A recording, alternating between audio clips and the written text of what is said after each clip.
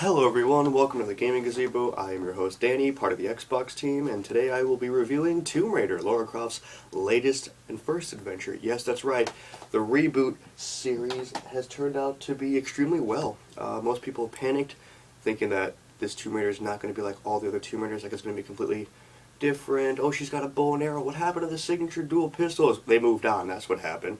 That was like 15 years ago, 12 years ago, back when I was playing like the PlayStation 1 and stuff. But anyway, they have to move on. Stop worrying about she was this, she was that. She was past, past tense. This is the present, and now we can go to the future from here. I'll talk about time travel in a different video. But right now, it's Tomb Raider time. The gameplay in this game, it's really, really good. It's very, people are going to bash me for saying this, but it's very Uncharted style. The way you move, the way you shooting similar to Uncharted, the platforming, climbing, and jumping, all that stuff, very Uncharted style. It didn't bug me too much, but after a while it's like, I've played this in a different game, There's a scene where a building's on fire and you're on the roof and things are just exploding. Wasn't that in Uncharted 3? Yeah, like, you're in that one mansion, the building's on fire. That was in Uncharted 3, wasn't it? Yeah. Or was it 2? I actually can't remember. I want to say it was 3. Anyway, they borrowed a whole bunch from the Uncharted series, which, people can say Tomb Raider did it first, but the way that this presentation and everything went along with it, it reminded me so much of Uncharted. Just not in a bad way, in a good way, but after a while it just was like, I've done this before. Deja vu. Apart from that, though, it's really fun. The gameplay, you don't get your first kill until 56 minutes into the game, which I thought was pretty cool. It just kind of builds up her story, and you actually care about Lara in this story. Unlike other games where you have a character, set story for them, and you just play it. Like when I played, for example, I'm trying to see. I got bad examples right now, but you actually feel for Lara in this story. Every time she gets hurt, every time someone dies, or every time something horrible happens to her, she gets, distraught, and you, as the player, or, grow attached to this, character, and you just, you feel it. You feel her loss. You feel her, pain. She's got a stick stuck through her, side at one point. Ow, that hurt.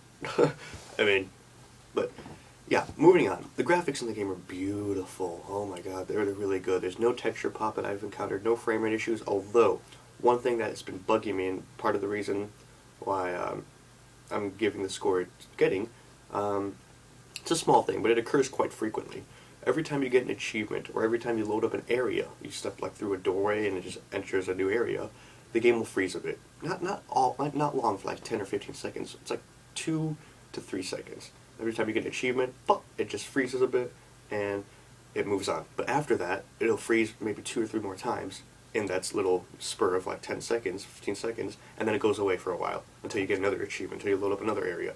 And a lot of people haven't been experiencing that, but I have. I don't know if it's just my disc. Regardless, though, I don't experience it in every game I play, just certain games.